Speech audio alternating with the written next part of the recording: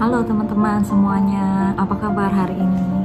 Welcome back to my channel. Hari ini aku akan membacakan buku kelanjutan dari The Art of Not Giving Fuck atau Seni untuk Bersikap Masa Bodoh ya. Hari kemarin kita selesai membaca sampai bab 44 nilai penderitaan. Di penghujung 1944 setelah hampir satu dekade perang, gelombang pasang berbalik arah menerpa Jepang. Perekonomian mereka sekarat, militer mereka tercerai-berai hampir di separuh Asia, dan wilayah pendudukan yang telah mereka menangkan di seluruh Pasifik sekarang bertumbangan seperti domino di bawah kaki tentara Amerika Serikat. Kekalahan sepertinya tidak terelakkan lagi. Pada 26 Desember 1944, Letnan Duohiro Onoda dari Angkatan Darat Kekaisaran Jepang diberangkatkan ke sebuah pulau kecil bernama Lubang di Filipina. Dia diperintahkan untuk sedapat mungkin perlambat gerak Amerika Serikat untuk bangkit dan melawan apapun taruhannya, dan untuk tidak pernah menyerah. Baik dia dan komandannya tahu bahwa pada intinya ini adalah sebuah misi bunuh diri. Pada Februari 1945, tentara Amerika mendarat di Lubang dan mengambil alih pulau dengan kekuatan militer yang begitu besar. Hanya dalam beberapa hari, sebagian besar tentara Jepang entah menyerah atau terbunuh. Namun, Onoda dan 3 orang dari pasukannya berhasil bersembunyi di pedalaman hutan. Dari sana mereka memulai sebuah gerakan perang gerilya melawan tentara AS dan penduduk setempat, menyerang jalur pasokan, menembaki tentara AS yang terpisah, mengusik kekuatan pasukan AS dengan cara apapun yang mereka bisa. Pada Agustus di tahun yang sama, setengah tahun kemudian, Amerika Serikat menjatuhkan bom atom ke Hiroshima dan Nagasaki. Jepang menyerah dan perang paling mematikan dalam sejarah manusia menemui akhir yang dramatis. Bagaimanapun juga, ribuan tentara Jepang masih berpencar di kepulauan Pasifik, dan sebagian besar seperti Onoda bersembunyi di hutan dan tidak menyadari kalau perang telah usai. Para pejuang yang masih bertahan ini terus berperang dan menjarah seperti sebelumnya. Ini merupakan masalah yang serius dalam upaya membangun kembali Asia Timur pasca perang, dan mengambil alih dari setiap negara sepakat bahwa suatu tindakan harus diambil. Militer AS selaras dengan pemerintahan Jepang menjatuhkan ribuan selebaran di seluruh wilayah Pasifik, mengumumkan bahwa perang sudah berakhir dan sudah saatnya semua kembali ke rumah. Onoda dan orang-orangnya seperti banyak lainnya mendapatkan baca selebaran tersebut, tapi tidak seperti kebanyakan orang. Onoda berpendapat bahwa selebaran itu palsu, sebuah perangkap yang dibuat oleh tentara Amerika agar pejuang gerilya keluar dari sangkarnya. Onoda membakar selebaran tersebut, kemudian dia dan orang-orangnya tetap bersembunyi dan meneruskan perjuangan mereka. 5 tahun berlalu, selebaran sudah lama dihentikan dan sebagian besar tentara Amerika telah berpulang. Penduduk asli Pulau Lubang berusaha kembali menjalani aktivitas normal mereka, seperti bertani dan melaut. Namun Hiro Onoda dan pengikut setianya masih menembaki petani, membakar tanaman mereka, mencuri ternak mereka, membunuh penduduk lokal yang mengembara terlalu jauh ke belantara. Pemerintah Filipina membuat selebaran baru dan menyebarkan ke seluruh penjuru hutan. Keluarlah, kata mereka, perang sudah berakhir, kamu kalah. Tapi ini juga diabaikan. Tahun 1952, pemerintah Jepang mengambil langkah terakhir untuk menarik para prajurit yang masih bersembunyi di seluruh Pasifik. Kali ini surat-surat dan foto dari keluarga para prajurit yang hilang disebarkan dari udara. Berikut sepucuk pesan pribadi dari Kaisar sendiri. Sekali lagi, Onoda menolak untuk mempercayai kebenaran informasi tersebut. Sekali lagi, dia yakin bahwa itu hanya tipuan Amerika. Sekali lagi, dia dan orang-orangnya bangkit dan melanjutkan perjuangan. Tahun berganti tahun dan penduduk Filipina yang lelah diteror akhirnya bersenjatai mereka dan mulai menyerang balik. Tahun 1959, salah satu pengikut Onoda menyerahkan diri dan seorang lain terbunuh. Dan 1 dekade berikutnya, orang kepercayaan Onoda bernama Kosuka ditembak mati polisi setempat saat membakar sawah, sembari masih mengobarkan peperangan melawan penduduk setempat setelah tepat seperempat abad penuh Perang Dunia II terakhir. Onoda setelah menghabiskan lebih dari separuh hidupnya di hutan Lubang sendirian, tahun 1972, kabar matinya Kozuka berembus sampai ke Jepang dan menimbulkan suatu kegaduhan. Orang-orang Jepang mengira sisa-sisa prajurit terakhir telah pulang dari perang beberapa tahun sebelumnya.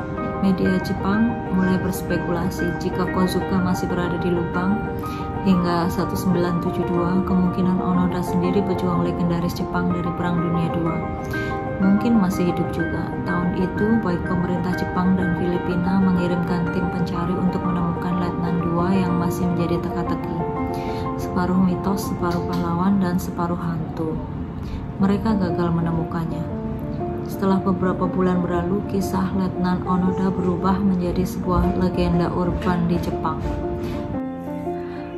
Pahlawan perang yang terdengar terlalu gila jika benar-benar ada. Banyak yang merindukannya, yang lain mengkritiknya, yang lain berpikir ia hanya bagian dari dongeng yang diciptakan oleh orang-orang yang masih ingin mempercayai kedikdayaan Jepang di masa perang yang telah lama menghilang. Pada tahun-tahun itulah seorang pemuda bernama Norio Susui pertama kali mendengar kisah tentang Onoda. Suzuki adalah seorang petualang penjelajah dan sedikit berjiwa hippie. Dilahirkan semasa perang usai, dia putus sekolah dan menghabiskan 4 tahun menumpang kendaraan berkelana menjelajahi Asia, Timur Tengah, Afrika, tidur di bangku taman, di mobil asing, di sel penjara, dan di bawah taburan bintang. Dia makan dengan upah pekerja di ladang pertanian dan mendonorkan darahnya demi tempat untuk bermalam. Dia adalah jiwa yang bebas dan mungkin agak sinting. Pada tahun 1972, Suzuki membutuhkan petualangan lainnya. Sepulangnya ke Jepang, dia mendapati suatu norma budaya yang kaku serta hierarki masyarakat yang mencekik. Dia membenci sekolah, dia tidak betah bekerja, dia ingin kembali ke jalanan, kembali menyendiri. Bagi Suzuki, legenda Hiro Onoda menjadi jawaban atas masalahnya. Mengejar Onoda akan menjadi petualangan yang baru sekaligus hebat. Suzuki percaya bahwa ia akan menjadi orang yang pertama yang mampu menemukan Onoda. Pasti tim pencari yang digawangi pemerintah Jepang, Filipina, dan Amerika belum mampu menemukan Onoda. Polisi setempat telah mengobrak-abrik rimba hampir selama 30 tahun tanpa hasil. Ribuan selebaran tidak pernah mendapat tanggapan. Tapi bodoh amat, si pemuda hippie dan putus kuliah ini akan menjadi orang pertama yang menemukannya. Tanpa diperlengkapi dengan senjata dan pelatihan pengintaian atau pengetahuan perang taktis sedikit pun, Suzuki lantas pergi ke Lubang, Filipina, dan mulai mengembara menjelajahi rimba sendirian. Strateginya meneriakkan nama Onoda sekeras mungkin dan mengatakan kepadanya bahwa kaisar mencemaskan dirinya. Dia menemukan Onoda dalam 4 hari. Bayangkan. Suzuki tinggal bersama Onoda di rimba selama beberapa lama. Onoda hidup sendirian lebih dari setahun, dan begitu ditemukan oleh Suzuki, dia menyambut baik dan sangat ingin tahu dengan apa yang telah terjadi di dunia luar dari seorang narasumber Jepang yang dapat dipercaya. Dua pria ini kemudian menjadi semacam teman baik. Suzuki bertanya kepada Onoda, mengapa dia tetap bertahan dan berperang. Onoda menjawab alasannya sederhana, dia telah diberi perintah untuk jangan menyerah. Jadi dia pun bertahan, hampir selama 30 tahun dia hanya mengikuti sebuah perintah, sesederhana itu. Onoda kemudian bertanya kepada Suzuki, mengapa seorang bocah hippie seperti dirinya datang untuk mencarinya. Suzuki menjawab bahwa dia meninggalkan Jepang untuk mencari 3 hal, Letnan Onoda, Panda, dan Yeti, dengan urutan sama persis. Dua pria telah dipertemukan dalam situasi yang paling ganjil, dua petualang yang bertekad baja mengejar visi kemenangan palsu. Seperti Don Quixote dan Sancho Panza versi Jepang di kehidupan nyata, terjebak bersama di rimba Filipina yang lembab.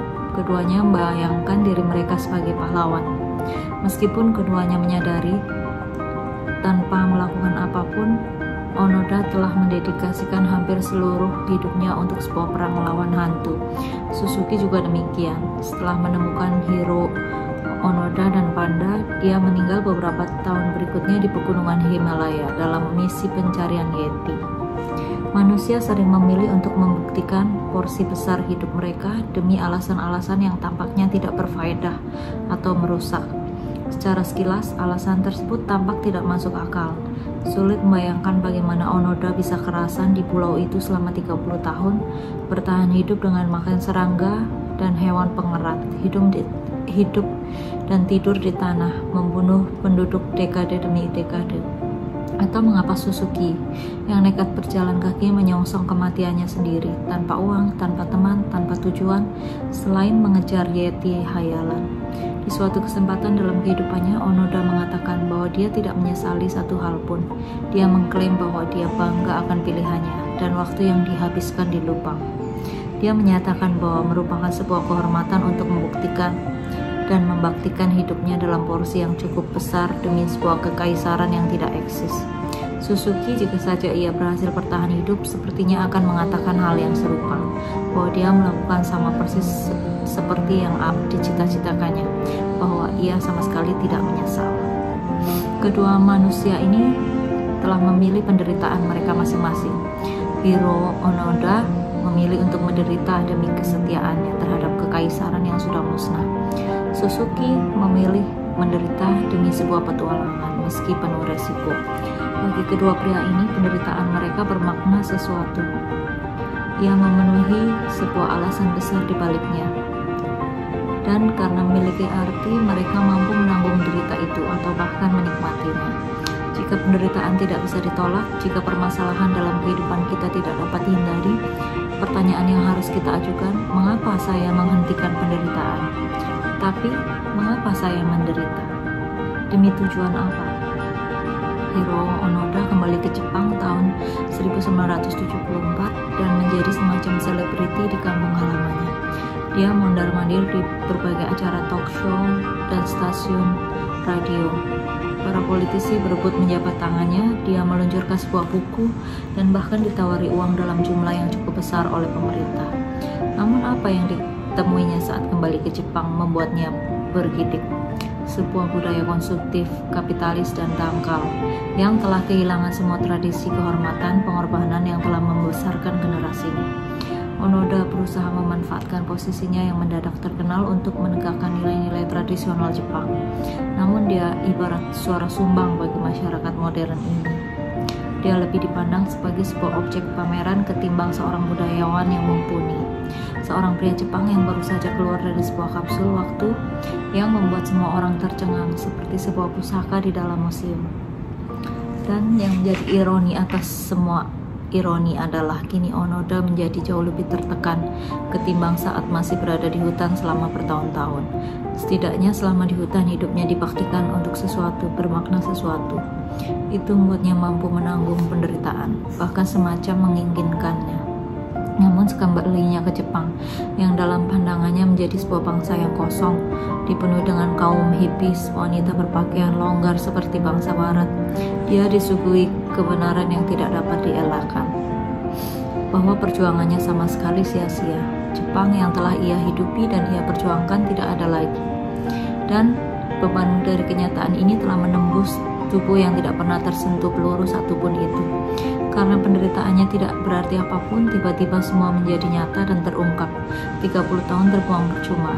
Dan demikianlah, pada 1980 Onoda berkemas dan pindah ke Brasil, tempat terakhir sebelum berpulang. Nilai-nilai sampah. Ada sejumlah nilai umum yang menciptakan masalah yang sangat-sangat buruk bagi banyak orang. Problem yang nyaris tak mungkin dipecahkan. Jadi mari kita lihat sekilas apa saja itu. 1. Kenikmatan. Kenikmatan itu memang menyenangkan, namun ini adalah satu nilai yang menakutkan jika dijadikan prioritas dalam kehidupan Anda. Tanya pecandu narkoba manapun, bagaimana pencarian akan kenikmatan berbalik arah.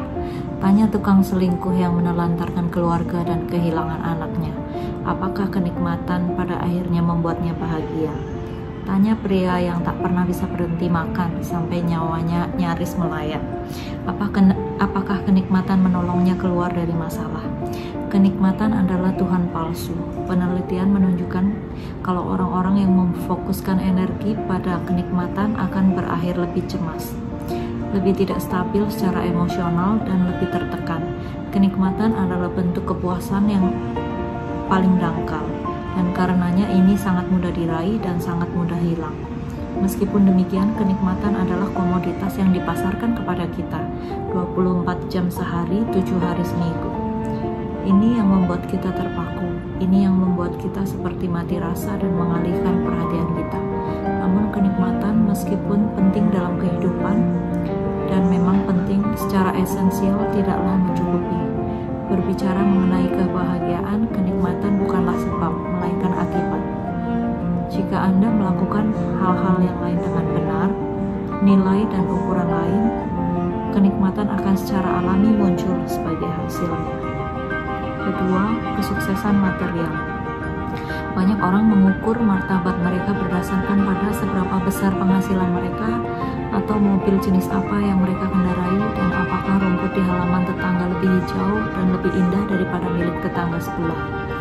Penelitian menunjukkan bahwa begitu seseorang mampu memenuhi kebutuhan dasar mereka, sandang, pangan, papan, dan seterusnya, korelasi antara kebahagiaan dan kesuksesan duniawi mendekati 0. Jadi, jika Anda sedang kelaparan dan hidup di jalanan India, pendapatan Anda $10.000 setahun, Anda akan memberikan pengaruh yang sangat besar untuk Anda. Namun, jika Anda adalah bagian dari kelas menengah di sebuah negara berkembang, uang $10.000 setahun tidak akan berpengaruh banyak. Dalam artian, itu sama saja dengan kerja mati-matian, pulang malam ditambah lembur di akhir pekan tanpa ada faedah sama sekali. Masalah lain yang muncul jika penilaian kita terhadap kesuksesan material terlalu berlebihan adalah bahaya untuk meletakkan nilai ini di atas semua nilai lainnya, seperti kejujuran, anti kekerasan, dan kasih sayang. Ketika orang-orang mengukur diri mereka tidak berdasarkan perilaku, melainkan oleh aneka simbol status yang mampu mereka kumpulkan, bukan hanya mereka adalah orang yang dangkal, namun kemungkinan orang-orang ini adalah bangsat. 3. Selalu benar. Otak kita adalah mesin yang tidak efektif. Secara konsisten kita membuat asumsi yang buruk, peluang yang keliru, ingatan yang salah terhadap suatu fakta, bias kognitif, dan keputusan berdasarkan gejolak emosi. Sebagai manusia, kita berbuat salah secara cukup konstan, sehingga jika ukuran kesuksesan hidup kita adalah menjadi benar, maka jangan heran kalau Anda akan kerepotan merasionalisasi semua kekeliruan yang terjadi pada diri Anda. Faktanya, orang-orang yang mendasarkan penghargaan diri mereka pada ambisi untuk selalu benar, menghalangi diri mereka sendiri untuk bisa belajar dari kesalahan itu sendiri. Mereka menjadi kurang mampu mengambil satu sudut pandang baru dan berempati terhadap orang lain. Mereka menutup diri mereka sendiri terhadap informasi yang baru dan yang penting. Akan jauh lebih membantu jika Anda mengasumsikan diri Anda tidak paham, tidak tahu banyak. Ini menjaga Anda untuk tidak terikat oleh segala bentuk tahayul atau keyakinan-keyakinan yang tak mendasar, dan membuat Anda tetap berada dalam situasi yang konstan untuk terus belajar dan tumbuh. Yang keempat, tetap positif. Kemudian ada beberapa orang yang mengukur hidupnya dari sejauh mana mereka mampu untuk menjadi selalu positif. Dalam semua hal, kehilangan pekerjaan Anda, bagus, inilah peluang yang mengeksplorasi minat Anda. Suami selingkuh dengan saudari Anda, ya setidaknya Anda belajar kalau dia berarti bukan yang terbaik dalam hidup Anda. Anak Anda sekarat akibat kanker tenggorokan, setidaknya Anda tidak perlu membiayai kuliahnya lagi. Meskipun ada sebuah ungkapan, apapun yang terjadi tetaplah optimis. Sejatinya kadang hidup menyebalkan, dan hal yang paling sehat untuk dilakukan adalah mengakuinya. Pengingkaran terhadap emosi negatif menuntun kita untuk mengalami emosi negatif yang lebih mendalam dan berkepanjangan, serta disfungsi emosional. Terus-menerus bersikap positif justru merupakan salah satu bentuk pengelakan terhadap masalah, dan bukan cara yang tepat untuk menyelesaikan. Masalah-masalah yang boleh terjadi justru menguatkan dan memotivasi Anda, seandainya Anda bisa memilih nilai dan ukuran yang benar. Ini sederhana, sungguh aneka kegagalan, orang-orang yang membuat kita kesal, kecelakaan terjadi. Hal-hal itu membuat kita merasa buruk, dan itu tidak apa-apa. Emosi negatif adalah satu komponen kesehatan emosional yang harus ada. Menyangkal sisi negatif tersebut sama dengan mengekalkan masalah, bukannya menyelesaikan. Trik untuk emosi negatif adalah: 1. Mengekspresikan dalam suatu cara yang dapat diterima dan sehat secara sosial. 2. Mengungkapkan salah satu cara yang selaras dengan nilai-nilai Anda. Contoh sederhana, nilai yang saya pegang adalah anti kekerasan. Karena itu ketika saya marah terhadap seseorang, saya mengungkapkan kemarahan tersebut. Namun saya juga menegaskan untuk tidak memukul wajah seseorang. Ide yang radikal saya tahu. Namun kemarahan bukan masalahnya. Kemarahan itu alami. Kemarahan adalah bagian dari kehidupan. Kemarahan bisa dikatakan cukup menyehatkan di banyak situasi. Ingat, emosi hanya umpan balik. Paham kan bedanya? Memukul seseorang tepat di mukalah yang menjadi masalah, bukan kemarahan itu sendiri. Kemarahan hanya membawa pesan dari pukulan saya yang melayang ke wajah Anda. Jangan salahkan pembawa pesannya, salahkanlah pukulan saya atau wajah Anda. Saat kita memaksa diri kita untuk tetap positif sepanjang waktu, kita mengingkari kalau keberadaan masalah itu dan kita menyangkal masalah kita. Kita menihilkan kesempatan yang kita miliki untuk menyelesaikan masalah dan menjadi bahagia. Permasalahan membuat hidup kita lebih bermakna dan penting. Karena itu, menghindari masalah justru menuntun kita pada suatu kondisi yang hampa makna. Secara jangka panjang, menuntaskan maraton membuat kita lebih bahagia ketimbang menyantap kue coklat. Membesarkan anak membuat kita lebih bahagia daripada memenangkan video game. Memulai suatu bisnis kecil dengan teman-teman dan perjuangan untuk mencapai kesuksesan membuat kita lebih bahagia daripada membeli sebuah komputer baru. Kegiatan-kegiatan tersebut membuat stres, sulit, dan seringkali tidak menyenangkan. Itu juga menuntut kita untuk mampu bertahan, mengatasi masalah demi masalah. Namun akan ada momen yang paling bermakna dan menggembirakan yang kita rasakan. Itu merupakan campuran rasa sakit, jerih payah, bahkan kemarahan dan putus asa. Namun begitu semua itu terlewati, saat menengok ke belakang kita akan bercerita ke anak cucu kita dengan penuh haru. Seperti yang pernah disampaikan Freud. Suatu hari ketika kita mengingat masa lalu, tahun-tahun yang penuh jerih payah akan berubah menjadi tahun-tahun yang paling indah. Inilah mengapa nilai-nilai ini, kenikmatan kesuksesan material selalu benar. Tetap positif merupakan idealisme yang buruk bagi kehidupan seseorang. Karena sebagian momen-momen besar manusia tidak menyenangkan, tidak sukses, tidak dikenal, dan tidak positif. Intinya, pastikan Anda telah mencengkeram beberapa nilai dan ukuran yang baik terlebih dahulu. Maka secara alami, kenikmatan dan kesuksesan akan muncul sebagai hasilnya. Hal-hal itu merupakan efek samping dari nilai-nilai yang baik. Secara substansial, hal-hal tersebut bukanlah kenikmatan yang hampa. Menentukan nilai yang baik dan yang buruk. Nilai-nilai yang baik: 1. Berdasarkan kenyataan. 2. Membangun secara sosial. 3. Segera dan dapat dikendalikan. Nilai-nilai yang buruk: 1. Tahayul. 2. Merusak secara sosial. 3. Tidak segera dan tidak dapat dikendalikan. Kejujuran merupakan suatu nilai yang baik, karena ini adalah sesuatu yang dapat sepenuhnya Anda kendalikan. Ini mencerminkan kenyataan, dan ini memberikan manfaat bagi orang lain, bahkan jika ini kadang tidak menyenangkan. Popularitas di sisi lain merupakan nilai yang buruk. Jika ini menjadi nilai Anda, dan jika ukuran Anda adalah menjadi cowok atau cewek paling populer di pesta dansa, banyak dari apa yang terjadi akan berada di luar kendali Anda. Anda tidak tahu siapa saja yang ada di sana, dan kemungkinan Anda tidak mengenal setengah dari antara mereka. Kedua, nilai atau ukuran tidak berdasar pada kenyataan. Anda mungkin merasa terkenal dan tidak terkenal, namun di saat yang bersamaan pada kenyataannya, Anda benar-benar tidak punya petunjuk apapun tentang apa yang dipikirkan orang lain terhadap Anda.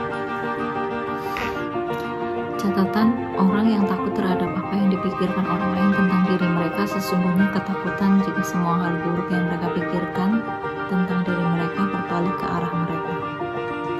Beberapa contoh nilai yang baik: sehat, kejujuran, inovasi, peka, membela diri sendiri, membela orang lain, penghargaan diri, rasa ingin tahu, amal, kerendahan hati, kreativitas. Beberapa contoh nilai yang buruk dan tidak sehat: dominasi melalui manipulasi atau kekerasan, gonta-ganti pasangan, senantiasa merasa senang, selalu menjadi pusat perhatian, tidak mau kesepian, disenangi semua orang, menjadi kaya demi menjadi kaya, mengorbankan hewan-hewan kecil untuk dewa-dewa pagan. Anda akan mencermati bahwa nilai yang baik, sehat didapatkan secara internal. Sesuatu seperti kreativitas atau kerendahan hati dapat dialami saat itu juga. Anda hanya harus mengarahkan benak Anda dengan suatu cara agar dapat mengalaminya. Nilai-nilai ini bersifat segera dan dapat dikendalikan, serta menghubungkan Anda dengan dunia melebihi yang bisa Anda bayangkan. Nilai-nilai yang buruk biasanya bersandar pada peristiwa eksternal. Terbang dengan jet pribadi, selalu dinilai benar, memiliki sebuah unit rumah di Bahama, makan kanoli sambil digerayangi 3 penari bugil. Nilai buruk meskipun kadang memberikan kesenangan dan kenikmatan berada di luar kendali Anda, sering memakai alat yang secara sosial merusak atau bersifat tahayul untuk bisa mencapainya. Nilai adalah tentang membuat prioritas. Setiap orang ingin kanoli yang lezat atau di rumah Bahama. Pertanyaannya adalah tentang prioritas Anda. Nilai apa yang Anda prioritaskan di atas nilai lainnya? Dan karenanya mempengaruhi pengambilan keputusan Anda lebih dari nilai lainnya. Nilai tertinggi seorang Hiro Onoda adalah menyelesaikan kesetiaan dan pelayanan kepada Kekaisaran Jepang. Nilai ini, andai kata Anda tidak dapat menangkapnya saat membaca kisahnya, lebih busuk daripada segulung sushi basi. Ini sungguh menciptakan masalah yang besar bagi Hiro. Seperti dia terjebak di sebuah pulau terpencil di mana dia makan serangga dan cacing selama 30 tahun. Dan dia juga terpaksa membunuh penduduk tidak bersalah. Jadi meskipun faktanya Hiro melihat dirinya sebagai seorang yang sukses, dan meskipun dia pada kenyataannya menghidupi ukurannya, saya rasa kita semua akan sepakat kalau hidupnya luar biasa kacau. Tidak seorang pun daripada kita mau bertukar tempat dengannya. Demikian pula ketika diminta untuk mengomentari tindakannya. Dave Mustaine berhasil mencapai ketenaran dan nama besar, namun dia merasa sebagai sebuah kegagalan. Ini terjadi karena dia mengadopsi nilai yang buruk berdasarkan beberapa perbandingan yang tidak masuk akal terhadap kesuksesan orang lain. Nilai ini memberinya masalah-masalah buruk, seperti saya harus bisa menjual 150 juta kopi lagi, maka semuanya akan sempurna. Tur berikutnya harus di stadion. Masalah-masalah yang dalam benaknya harus dipecahkan agar bisa bahagia. Tidak heran dia sama sekali tidak bahagia. Sebaliknya dengan Pete Best, meskipun depresi dan kelimpungan setelah didepak dari Beatles, mereka semakin beranjak dewasa. Dia belajar untuk membuat ulang prioritas atas nilai-nilai yang dianutnya. Karena ini, Best tumbuh menjadi pria yang sehat dan bahagia, dengan kehidupan yang sederhana dan keluarga yang luar biasa. Suatu hal yang ironisnya berusaha diraih dan dipertahankan 4 anggota Beatles dekade demi dekade lamanya.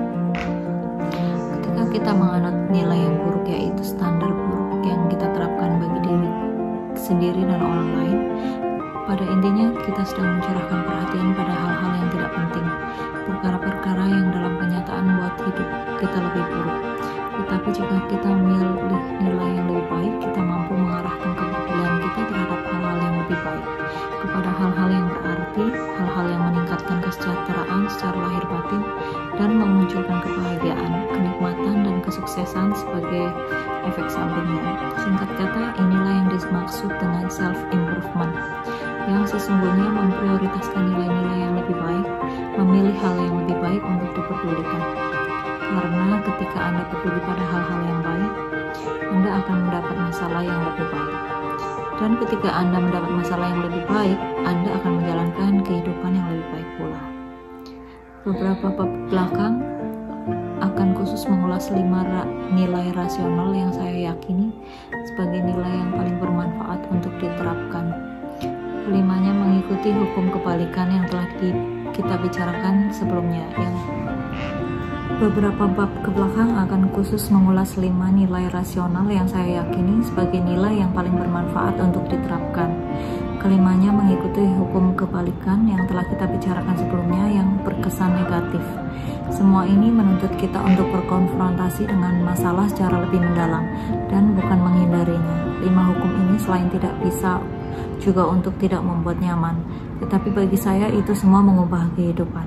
Pertama yang akan kita lihat di bab selanjutnya adalah bentuk tanggung jawab yang radikal. Bertanggung jawab untuk semua hal yang terjadi dalam kehidupan Anda, entah itu salah siapa. Kedua adalah ketidakpastian, mengakui ketidakpedulian Anda dan pengolahan rasa ragu yang terus terjadi atas keyakinan diri Anda sendiri. Berikutnya adalah kegagalan, kehendak untuk menemukan kesalahan dan cacat Anda sendiri sehingga itu bisa diperbaiki. Keempat adalah penolakan, kemampuan untuk mengatakan atau mendengar kata tidak yang secara jelas menentukan apa yang akan Anda terima atau tolak dalam kehidupan Anda. Nilai terakhir adalah sebuah perenungan tentang kematian seseorang.